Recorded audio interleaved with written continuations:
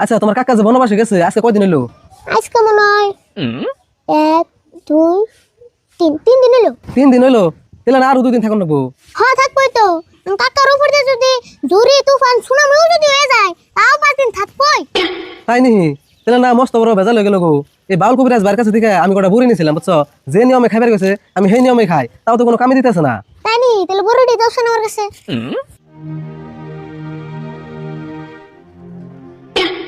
ও এই বুড়ি, আচ্ছা তোমার কি নিয়ম খাবার দিছা? নিয়ম তো দিছে লাগাবেলা দুটা বাড়িবেলা দুটা ভাত খাওয়ার পরে, আমি তো সেই নিয়ম মতো খেতেছি, তাও তো কোনো কাম দিতেছে না। আমার মনে হয় তোমার খাওয়ার নিয়মটা ভুল হইতেছে, এই জন্য কাম দিতাছ না। না গো ভুল হয় নাই, আমার ওই নিয়মে দিছাল। আচ্ছা বুড়ি তো তুমি দেখলাই, তোমার দেখে কি মনে হয় বুড়ির নিয়ম কি অন্য আসাল? আমার তো এই বুড়ি দেখে মনে হয় দিলে আগের পরে একটা খুশার পরে একটা খানাবো। হ্যাঁ কি কও, এই নিয়মে খাওয়ার ওষুধ দুনিয়া আছে না, সেই জন্য তো মানুষ তোমার ফাউল কবিরাজ কয়।